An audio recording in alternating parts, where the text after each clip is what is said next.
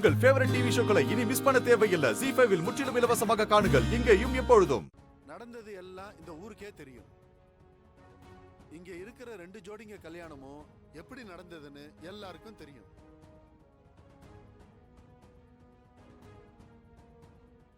ஐயா, நீங்க பழைய பகைய காரணமா வச்சு அவங்க குடும்பத்தை பழி வாங்கிட்டதா புவனேஸ்வரி அம்மா உங்க மேல புகார் சொல்லியிருக்காங்க. கல்யாணம் ஏற்பாடு நடந்தது உங்க பொண்ணுக்கும் பசுபதி ஐயா பையனுக்கும் தான். நடுவுல இந்த கதிர் வந்து தாலியை கட்டிவிட்டான். இது விருப்பம் இல்லாம நடந்த கல்யாணம். அடுத்து என்ன செய்யறதுன்னு முடிவெடுக்கணும். இதுல என்ன முடிவெடுக்க இருக்கு? எங்க வீட்டு பையனுக்கும் ரகுராம் பொண்ணுக்கும் தான் கல்யாணம் நடக்க இருந்தது. இந்த பொறுக்கி வந்து அவளுக்கு தாலியை கட்டிட்டான். வலுக்கட்டாயமா நடந்த கல்யாணம் எப்படிங்க செல்லும்? முறையா பரிசம் போட்டு பண்ற கல்யாணம் தானே முறையான ஒண்ணு. விருப்பம் இல்லாம நடந்த கல்யாணத்தை எங்களால ஏத்துக்க முடியாது.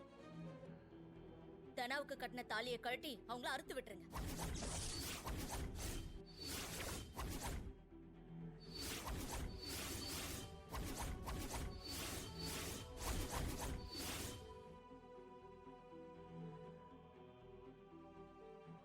இது அத்தனைக்கும் காரணம் இந்த மாயாதான். இவதான் தலைமை தாங்கி இந்த கல்யாணத்தை பண்ணி வச்சிருக்கா. ஆமா, இது எல்லாத்துக்கும் காரணம் இந்த மாயாதான். பஞ்சாயத்துல குறுக்க பேசுறதுக்காக என்ன மன்னிச்சிருங்க. ஆனா இவளை பத்தி பேசாமையும் இருக்க முடியல. இவளால என் புருஷன் ஹாஸ்பிட்டல்ல பொழைப்பாரா மாட்டாரான்னு தெரியாம இருக்கேன். அவர் திரும்பி வரலன்னா என் வாழ்க்கையே ஒண்ணுமே இல்லாம போயிடும். எங்க குடும்பத்துக்கு இப்படி ஒரு துரோகத்தை பண்ணவ நாளைக்கு எங்க எல்லாரையும் பலி கொடுக்க கூட தயங்க மாட்டா. இப்படி ஒருத்திய என் பையனுக்கு கல்யாணம் பண்ணி வச்சு நாங்க தப்பு பண்ணிட்டோம். என் பையன் இவ கூட எல்லாம் வாழ முடியாது. தனாவுக்கு எடுக்கிற முடிவு சரினா இதுவும் சரிதான்.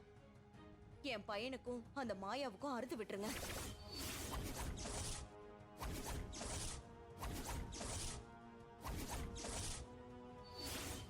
அப்படி போட நாம என்ன நினைச்சோமோ அது நடக்க ஆரம்பிச்சிருச்சு.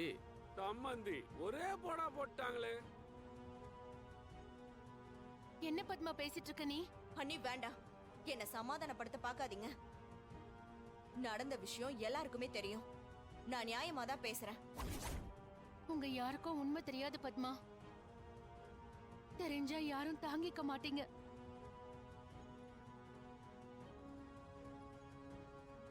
என்னங்க இது?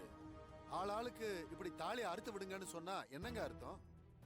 இங்க பாருங்க, ஒரு விஷயத்த பேசி அதை எப்படி சரி பண்ணணும்னு தானே பார்க்கணும். இத பாருங்க, யாரும் அவசரப்படாதீங்க. எதுவா இருந்தாலும் ரகுராம் ஐயா என்ன நினைக்கிறாருன்னு அவரே சொல்லட்டும். அவர் என்ன சொல்றது? அவருதான் மண்டபத்துல இருந்து வாயடிச்சு போய் நிக்கிறாரு. அவரு சொல்றதை விட இதுல சம்பந்தப்பட்டவங்கள பேச சொல்லுங்க. அவங்க விருப்பத்தை கேட்டுட்டு எந்த முடிவா இருந்தாலும் எடுங்க. அதுவும் சரிதான். தனலட்சுமி, நீ சொல்லுமா, உன் மனசுல என்ன இருக்குங்கிறத நீ பேசு. இத பாரு, உனக்கு விருப்பம் இல்லாத வாழ்க்கைய நீ வாழணுங்கிற எந்த அவசியமும் இல்ல. நீ சொல்றத வச்சுதான் இதுல தீர்ப்பே சொல்ல முடியும்.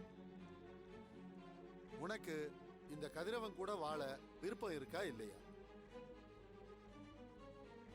இல்லனா இங்கேயே இவன் கட்டின தாலிய அறுத்து போட்டுட்டு போய் அடுத்து உனக்கு பிடிச்ச வாழ்க்கைய நீ தேடிக்கலாம்.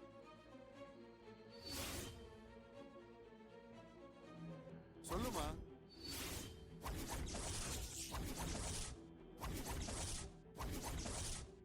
சீனு, உனக்கு இதேதான்ப்பா சொல்றோம். மாயாவும் நீயும் காதலிச்சுதான் கல்யாணம் பண்ணிக்கிட்டீங்க. ஏன்னா நடந்த இவ்வளவு பெரிய பிரச்சனைக்கு மூல காரணமா இருக்கிறது மாயாதான்.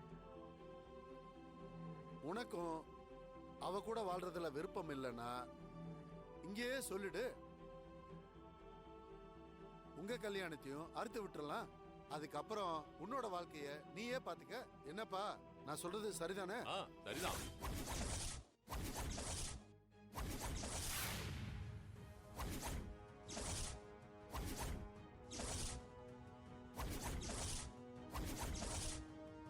தனலட்சுமி, நீயாவது சொல்லுமா.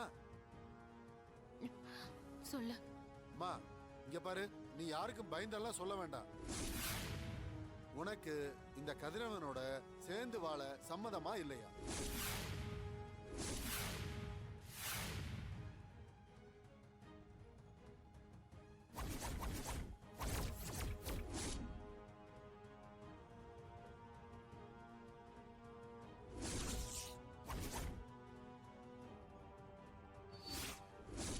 தனா, சொல்லு தனா.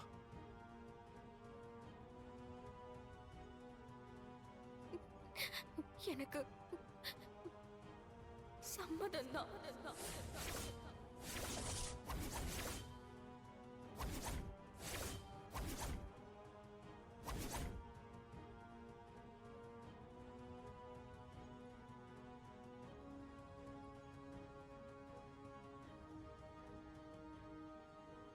அம்மா, நீ நிஜமாதான் சொல்றியாம்மா?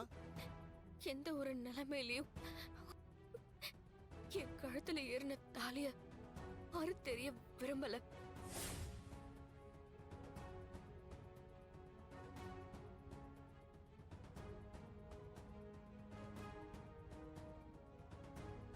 நான் கதிர புருஷனா ஏத்துக்கிட்டு நான் வாழ்றேன்.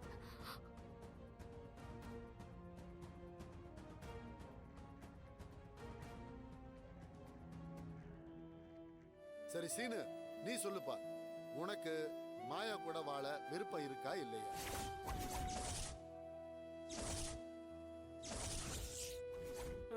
இவனாவது அந்த தனா மாதிரி பல்கி அடிக்காம இருக்கணுமே.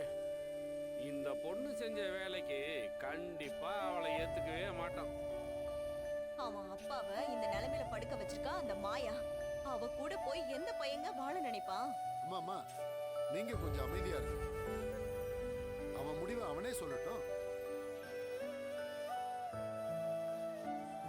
நீ என்னை விட்டு போன்னு சொன்னாலும் நான் உன்னை விட்டு போக மாட்டேன்.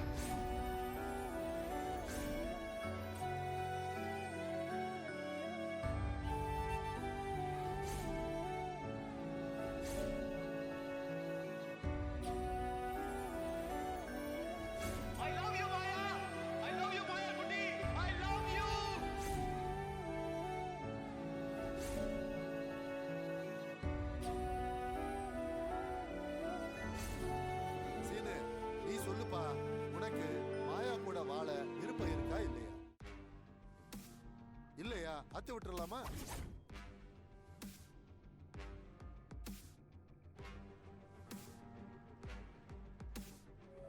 எனக்கு மாயா கூட வாழ்றதுல விருப்பம் தான்.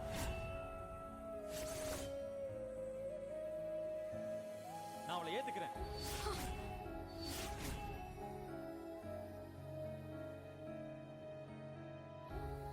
ஜீ5 ஆப்பை டவுன்லோட் செய்து அனைத்து எபிசோடுகளையும் இலவசமாக பாருங்க.